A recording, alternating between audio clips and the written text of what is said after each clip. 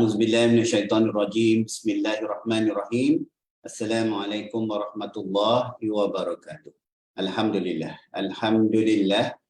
Alhamdulillahirabbil alamin wassalatu wassalamu ala rasulil yamin sayyidina Muhammadin ibn Abdullah wa ala alihi washabihi wa man wala.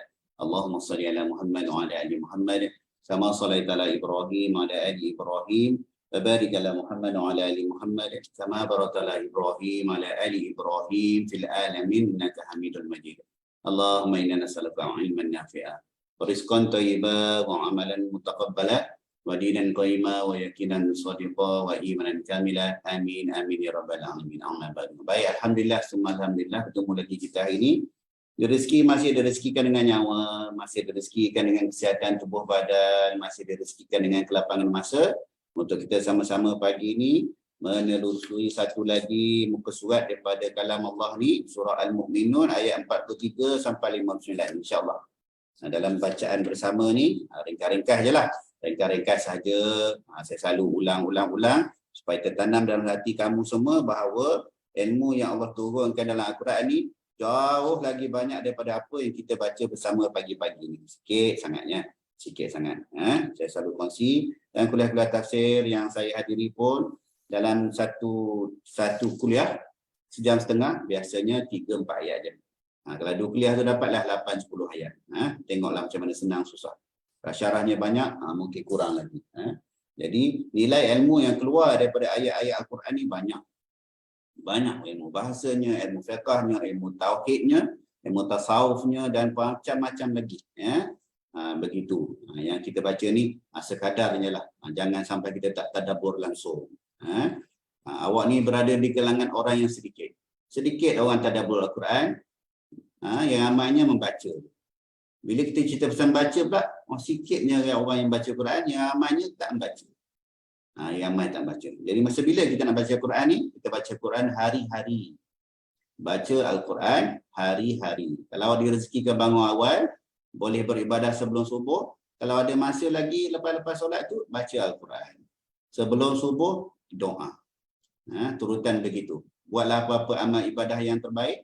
Tapi allocate sikit masa sebelum subuh untuk berdoa.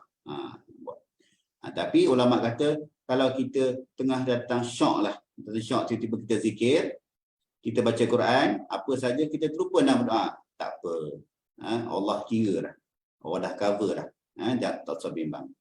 Jadi baca Quran bila? Hari-hari sebelum subuh ataupun selepas subuh sebelum syuruk. Itu waktu yang comel baca Quran. Waktu lain pun tak ada masalah.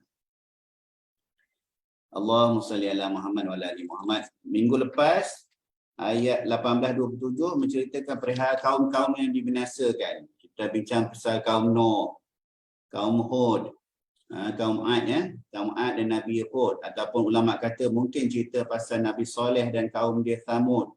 Wallahu alam, tak pentinglah tu. Tapi menceritakan bagaimana Allah telah membinasakan kaum-kaum yang ingkar tentang perintah Allah dan Rasul. Ini kita jumpa lagi beberapa rasul yang didatangkan secara berturut-turut. Allah bagi tahu. Lepas satu setiap kaum tu akan datang rasul, datang Nabi. Pertamanya daripada kaum dia sendiri. Kita akan jumpa bagaimana bila turunnya Nabi Rasul tu, biasanya ada 3 respon utama. Pertama, tak percaya. Tak percaya dan menyindir. Kita dah jumpa dah macam mana Fir'aun kata, takkan aku nak dengar cerita Nabi Musa Harun ni. Bani Israel, hamba kami beratus-ratus tahun. Takkanlah kami ni, Qibti ni nak percaya pada orang yang datang daripada kaum daripada bangsa Israel yang menjadi hamba ni. Nak dengar cakap hamba ke? Hamba tu kata jadi Rasulullah pula. Nabi Musa ingat Nabi Musa dalam Quran ni dia paling banyak diberitakan. Dalam 160 macam tu lah. 116 kali dia sebut nama Nabi Musa. Dengan nama Nabi Musa dikapitkan dengan Nabi Harun, taklah beratus, berpuluh-puluh kali.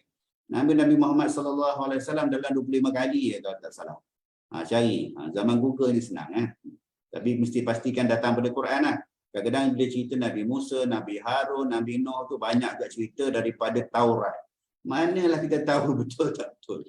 Cerita daripada Bible. Jangan. Kita ambil cerita yang bersandarkan Al-Quran. Contoh hari ini kita akan jumpa 9. Kita dah jumpa dah sebelum ni. kita akan jumpa lagi 9 mukjizat Nabi Musa. Kalau lagi internet tu macam-macam mukjizat Nabi Musa ni yang datang daripada cerita Israiliyat. Kita ambil mukjizat yang ada sandaran Al-Quran. Apa yang Al-Quran cakap? Nak faham Al-Quran, pertama tengok tafsiran daripada Al-Quran. Kalau tak ada tafsiran Al-Quran, tengok Al-Quran yang ditafsirkan menggunakan hadis-hadis sahih daripada baginda Rasulullah SAW.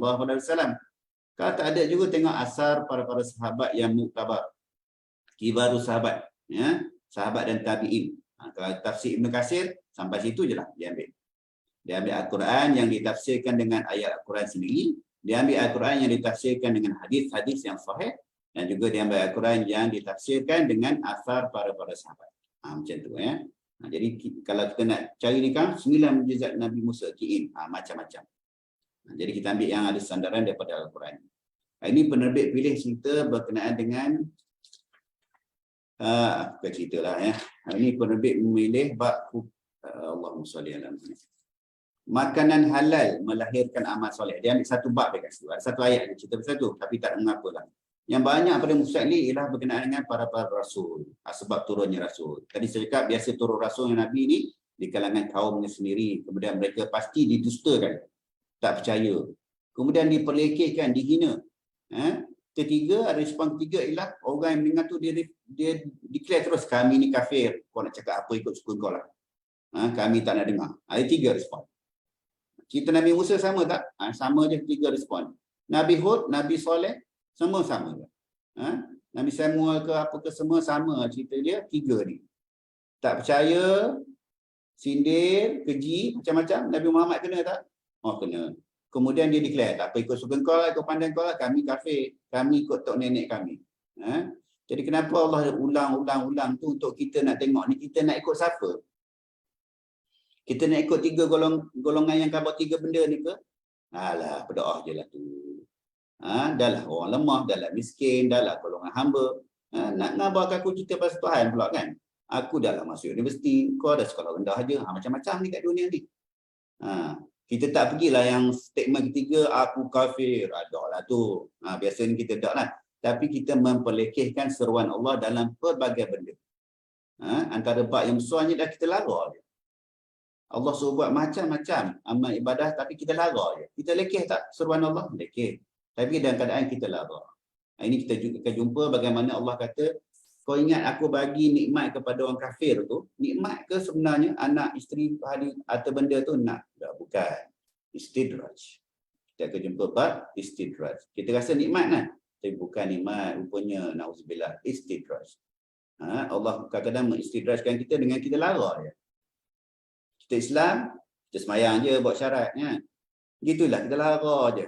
Kita bertuhankan harta, bertuhankan dunia. Na'udzubillah. Syarah ini macam saya cakap berkenaan dengan kemuliaan Allah Subhanahu Wa Taala, hanya suka yang cantik, hanya suka yang bersih. Dan bab syarah ni menceritakan pasal yang halal. InsyaAllah. Ingat hadis, siapa yang dah khatam hadis 40 Imam Nawawi, yang halal tu jelas, yang haram tu jelas. Apa yang payahnya? Syubhah. Siapa yang keluar daripada syubhah, dia selamat. Lari daripada syubhah, selamat. Amalan kita macam mana? Yang halal tu jelas, halal jakif. Yang haram tu jelas, babi golek. Yang syubhah tu payah. Shopping komplek, kedai makannya, apanya semua kan. Semua bubuh Melayu di depan. Yang syubhah tu, siapa yang keluar daripada syubhah, dia selamat. InsyaAllah. Jadi, kalau nak baca tambahan dari ini, baca berkenaan dengan para rasul. Sebab banyak syarah berkenaan dengan cerita para rasul tu ya. Yang ditafsirkan ini ringkas ialah berkenaan dengan halal. InsyaAllah. Silakan.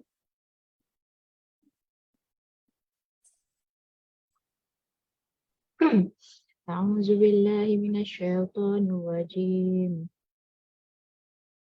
ما تسبق من أمة أجلها وما يستأخرون ثم أرسلنا رسلنا تترى كلما جاء أمة رسولها كذبوه فأتبعنا بعضهم بعضا وجعلناهم أحاديث فبعدا لقوم لا يؤمنون ثم أرسلنا موسى وأخاه هارون بآياتنا وسلطان مبين إلى فرعون وملئه فاستكبروا وكانوا قوما عالين فقالوا أنؤمن لبشرين مثلنا وقومهما لنا عابدون فكذبوهما فكانوا من المهلكين ولقد آتينا موسى الكتاب لعلهم يهتدون وجعلنا وجعلنا وجعلنا ابن مريم وأمه آية وآويناهما إلى ربوة ذات قرار ومعين يا أيها الرسول كلوا من الطيبات واعملوا صالحا إني بما تعملون عليم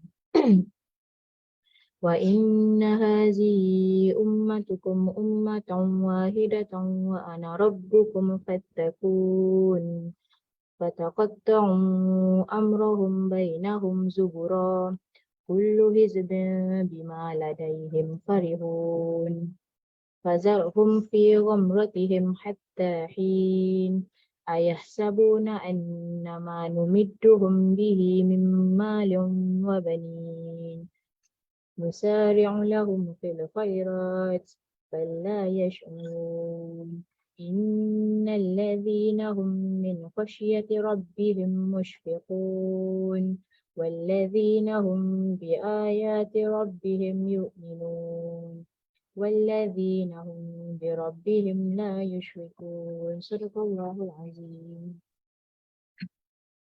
Terjemahan, tidak ada satu umat pun yang dapat mempercepatkan ajalnya dan tidak juga menangguhkannya. Kemudian kami utus rasul-rasul kami berturut-turut. Setiap kali seorang rasul datang kepada suatu umat, mereka mendustakannya. Maka kami silih gantikan sebahagian mereka dengan sebahagian yang lain, iaitu dalam kebinasaan. Dan kami jadikan mereka bahan cerita bagi manusia. Maka binasalah bagi kaum yang tidak beriman. Kemudian kami utuskan Musa dan saudaranya Harun dengan membawa tanda-tanda kebesaran kami dan bukti yang nyata.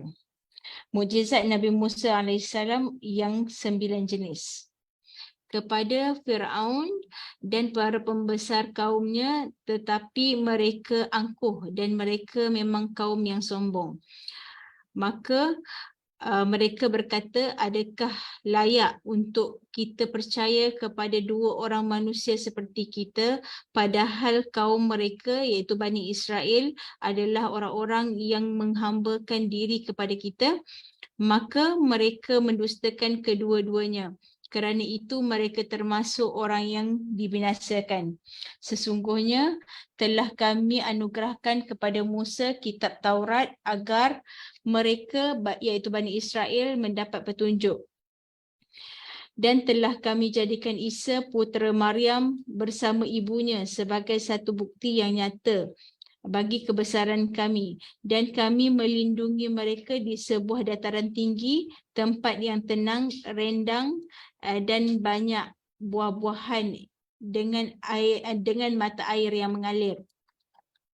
Allah berfirman, wahai para rasul, makanlah makanan yang baik-baik dan kerjakanlah kebaikan. Sesungguhnya aku maha mengetahui apa yang kamu lakukan.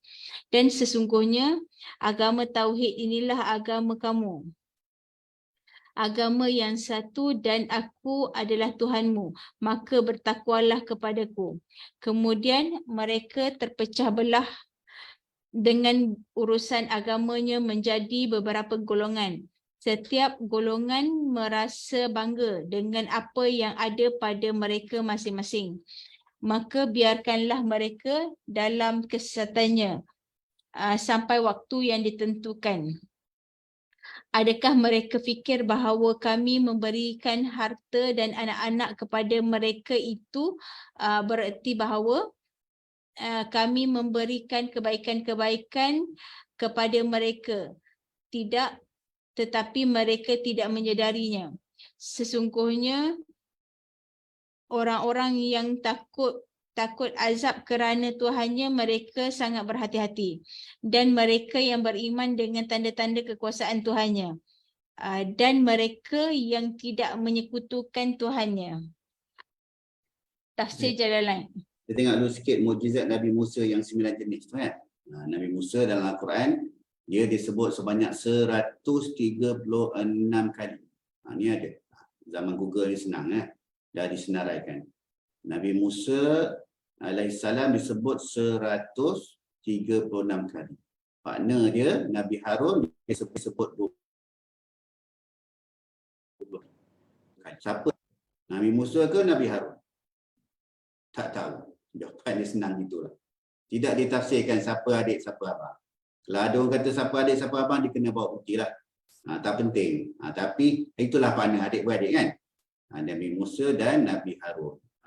Kalau tengok berapa mukjizat dia. Kita tengok ambil daripada sandaran Al-Quran lah ya. Sandaran Al-Quran, kalau kita ambil Syu'ara ayat 32 tu, mukjizat pertama dia, tongkat menjadi ular. Dan lain pun dia ada kata mukjizat nombor 1 dia ialah apa? Allahumma salli ala Muhammad. Kitab Taurat tu sendiri. Kalau ambil mukjizat pertama tu mukjizat Nabi Muhammad SAW dan Al-Quran, mukjizat Nabi Musa, kitab Taurat diturunkan kepada Bani Israel, kitab Taurat. Ini surah Al-An'am ayat 154. Kemudian kita tahu mukjizat besar dia, Nabi Musa membelah Laut Merah. Itu surah Toha. Toha 77-79. Kemudian biasa orang sebut tongkat lah kan. Tongkat dalam surah An-Namli ayat 10. Namli ayat 10 cerita pasal tongkat Nabi Musa bertukar menjadi ular. Kemudian buat tangan dia. Tangan tu dalam ayat Toha 22-23 berkenaan dengan memancar cahaya bersinarnya. Ada juga tulis tangan ni, tangan dia kuat, dia tampar, dia tumbuk orang mati. Ada, tapi tangan lebih kepada tangannya memancarkan sinaran. Itu surah Toha 22-23. Yang kelimanya dia mengeluarkan air daripada batu. Ini kita ambil daripada surah Allahumma salli ala Muhammad. Tak tulis pula ni. Tak tulis. Ketika Nabi Musa memohon air untuk kaum dia, lalu Allah berfirman, pukullah batu itu dengan tongkatmu. Dia tak tulis. Dia tak tulis surah itu. Keenam, diselamat daripada peti. Kan dia dihanyutkan dalam peti tu. Surah Al-Qasas tulis, maka dipungutlah oleh keluarga Fir'aun yang akibatnya dia menjadi musuh dan kesedihan bagi mereka. Ketujuh, ini datang bab angin, taufan, banjir dan wabak belalang. Wabak belalang. Ini daripada surah Al-Qasas 133. Maka kami kirimkan kepada mereka taufan, belalang. Ini azab lah. Kutu dan darah. Buka air, keluar darah. Tak keluar air. Sebagai bukti yang jelas. Tetapi mereka tetap menyembuhkan diri dan mereka adalah kaum yang berdosa. Dan ketika mereka ditimpa azab. Al-Qasas 133. Mukjizat ke-8, menjadikan harta benda Fir'aun dan semua makanan menjadi batu. Dia melenyapkan harta benda Fir'aun. Surah Yunus ayat 88. Dan ke-9, menenggelamkan Qarun dan harta bendanya ke bumi. Al-Qasas 81. Fir'aun dengan tentera dia tu dalam laut. Qarun pun sama, dia tenggelam ke bumi. Surah Al-Qasas ayat 81. Maka kami benamkanlah Qarun berserta rumahnya ke dalam bumi. Maka tidak ada baginya satu golongan pun yang menolongnya terhadap azab Allah, dan tiadalah ia termasuk orang-orang yang dapat membela dirinya. Surah Al-Qasas ayat 81. Jadi ada beberapa variasi apa dia 9 mukjizat Nabi Musa. Itulah nak khabar. Kalau ambil Al-Quran, itulah 9-nya. Adapun daripada lain dia pecah-pecah. Taufan tu satu, kutu, darah, katak pun ada. Katak pun ada. Tengoklah kita ambil daripada sendara mananya. Tak penting sangatlah apa di 9 tu. Tak payah nak berujar beria. Tapi yang kita pasti, setiap Nabi dan Rasul tu adalah kelebihan-kelebihan dia. Wallahualam. Mari kita tengok bab makanan yang halal. Ini senanglah insya-Allah. Boleh faham lah insya-Allah. Tafsir Jalalain. Ya ayyuhar rusulu kulu minat tayyibat. Wahai Rasul-Rasul, makanlah daripada makanan-makanan yang halal. Wa'malu salihat. Dan kerjakanlah amal-amal yang fardu dan sunat.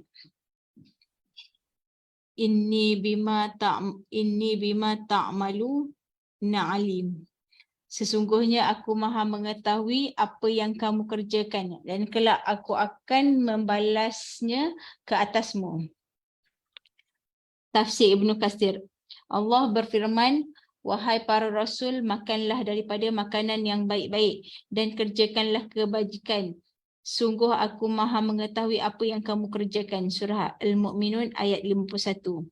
Allah Subhanahu Wa Taala memerintahkan kepada hamba-hambanya yang diutuskan untuk memakan makanan yang halal dan melakukan amal soleh. Makna ayat ini menunjukkan bahawa memakan makanan halal itu membantu terlaksananya amal soleh. Dengan perintah ini, para nabi mampu menunaikan amal soleh dengan sangat sempurna.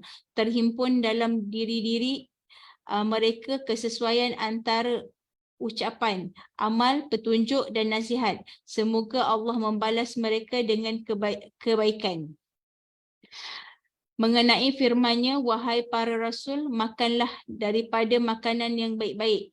Al-Hasan Al-Bisri berkata, demi Allah, mereka tidak diperintahkan untuk memakan makanan yang berwarna kuning, tidak berwarna merah dan tidak yang manis-manis serta tidak pula yang masam-masam, melainkan Allah menyuruh memakan makanan yang halal.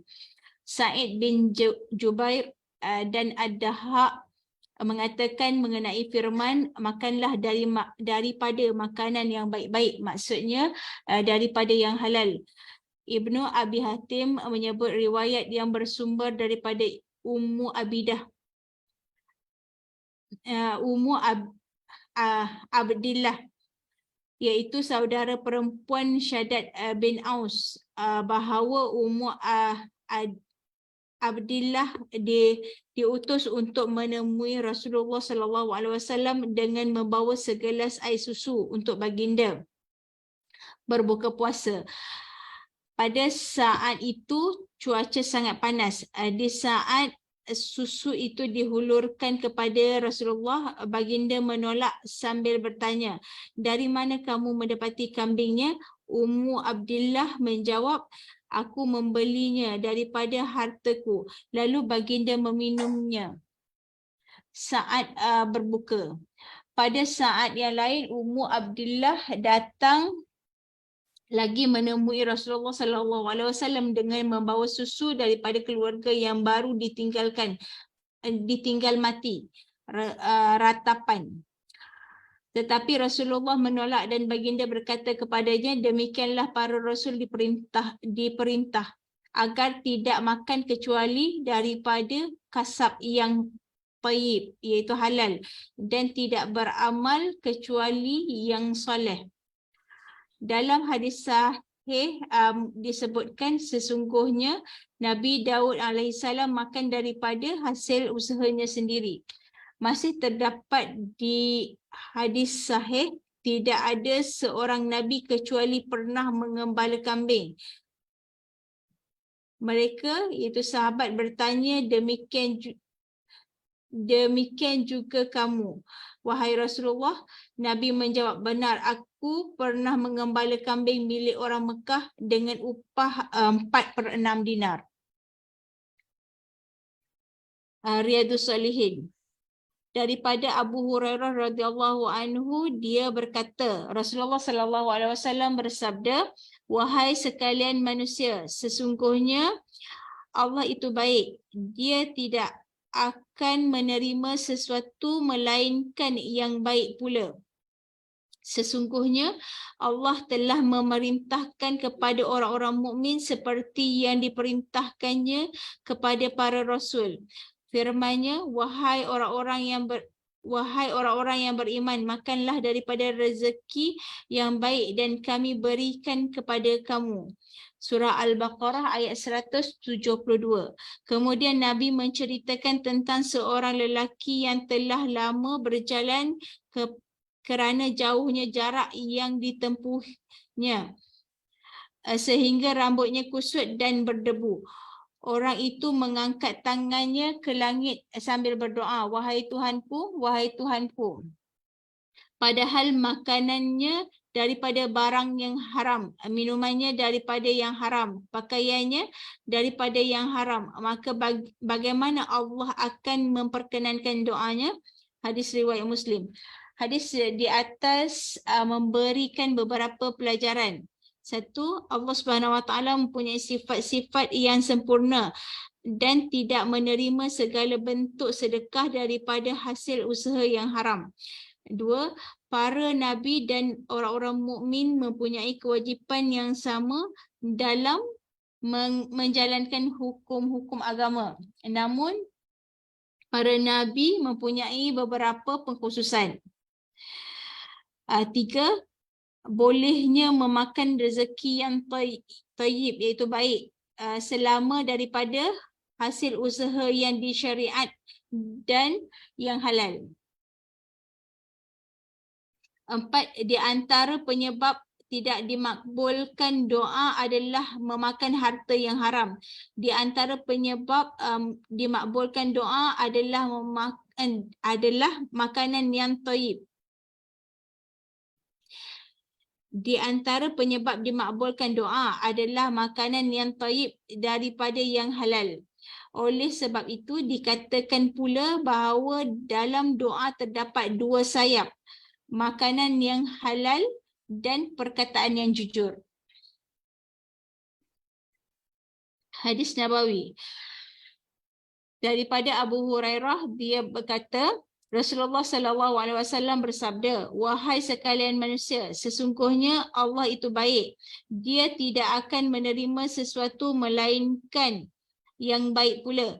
Dan sesungguhnya Allah telah memerintahkan kepada orang-orang mukmin seperti yang diperintahkannya kepada para rasul. Firman-Nya, wahai para rasul, makanlah makanan yang baik-baik iaitu halal dan kerjakanlah amal soleh. Sesungguhnya aku maha mengetahui apa yang kamu kerjakan. Dan Allah juga berfirman, wahai orang-orang yang beriman, makanlah rezeki yang baik-baik yang telah kami rezekikan kepadamu. Kemudian Nabi menceritakan tentang seorang lelaki yang telah lama berjalan kerana jauhnya jarak yang ditempuhinya sehingga rambutnya kusut masai dan berdebu. Orang itu mengangkat tangannya ke langit sambil berdoa, wahai Tuhanku, wahai Tuhanku. Padahal makanannya daripada barang yang haram, minumannya daripada yang haram, pakaiannya daripada yang haram, dan diberikan makan dengan makanan yang haram. Maka bagaimanakah Allah akan memperkenankan doanya? Hadis riwayat Muslim. Hadis Qudsi daripada Abu Hurairah radhiyallahu anhu, dia berkata Nabi SAW bersabda, aku sesuai dengan prasangka hamba-Ku dan aku selalu bersamanya jika dia mengingatku. Jika dia mengingatku dalam dirinya, maka aku mengingatnya dalam diriku. Jika dia mengingatku di tengah orang ramai, maka aku mengingatnya dalam ramainya orang yang lebih baik daripada mereka. Jika dia mendekatkan diri kepadaku sejengkal, maka aku mendekatinya sehasta. Jika dia mendekatkan diri kepadaku sehasta, aku mendekatkan diri kepadanya sedepa. Dan jika dia mendatangiku dalam keadaan berjalan, maka aku mendatanginya dalam keadaan berlari. Baik, Alhamdulillah, Alhamdulillah. Begitu, dan pada hadis kursi ni dah banyak kali dah kita dengar ya. Dalam beberapa jalur dah. Itu menunjukkan betapa besarnya rahmat Allah kepada kita. Banyak mana pun dosa kita pada Allah, mengadulah dengan Allah.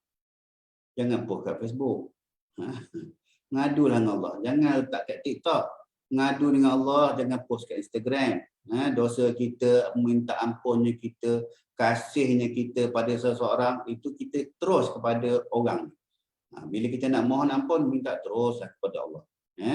Tapi kita ingat dalam perkara-perkara mutasyabihat dalam hadis qudsi ni, bab senyumnya, bab ketawanya Allah, bab berjalannya, bab berdirinya, bab berlarinya, lajunya itu bukanlah perkara yang kita nak bincangkan.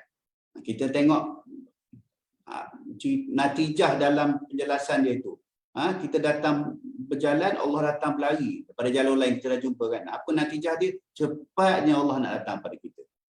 Itu. Jadi kalau Allah pun dah offer macam tu, kalau kau datang, kau ulur sikit dengan aku gini, aku terus begitu. Jadi natijah dia, cepatnya Allah nak datang pada kita. Jadi kalau Allah dah offer, kita tak nak ke? Ambil pemahaman begitulah ya. Jangan sibuk ke bab mutasyabihat itulah. Macam mana Allah ketawa ke? Macam Cik Asri ke? Ketawa tak senonoh? Macam ni ke? Macam perempuan nak darah? Tak. Orang bodohnya fikir macam tu kan? Kita fikir betapa besarnya rahmat Allah yang Allah nak offer pada kita. Itu hadis kursi ni lah. Banyak kali dah kita jumpa hadis kursi ni, patut semangat lah. Semangat. Setiap peluang Allah kata, aku makbul doa. Ambil peluang tu. Ketika tahajudnya, ketika di antara dua azannya, ketika pada hari Jumaatnya, jangan tunggu nak pergi Mekah. Ketika malam raya, waktu batu mustajab tu kan, ketika 1/3 malam, Allah turun dapat kat kita tu. Kejarlah. Carilah masa-masa tu. Tak boleh hari-hari, sekali-sekala. Sekali-sekala. Tapi dah lama-lama, awak rasa liat kalau tak buat. Bukan liat nak buat. Kalau dah somor-somor, kita rasa kecak rasa. Tak ada semayang witir pagi ni. Kecak, terasa kita kecak tu. Terasa kita nak macam tu lah. Macam makan tengah hari, melainkan hari puasa, tak makan tengah hari. Allah, terlupa nak makan buah ni, mesyuarat lama nak. Tak ada dah makan. Yana dah beli macam-macam lah lauk kat dapur tu. Terasa kecak dah makan. Jadi, dalam kita nak mengejar Allah, yang kita datang berjalan, Allah datang berlari tu, kita kena rasa, Allah, terlepas. Kita kena rasa, kalau ada tu, insyaAllah lah tu. Bereslah tu. Yang bab lain tu, bab halal haram. Yang hadis yang ulang 2 kali, riwayat Muslim tu, dalam syarah kepada hadis ni, orang Arab ni, dia keadaan kusuk masai tu bukannya kusuk masai tu menunjukkan kita nak berserah pada Allah tu. Itu satu bab lah.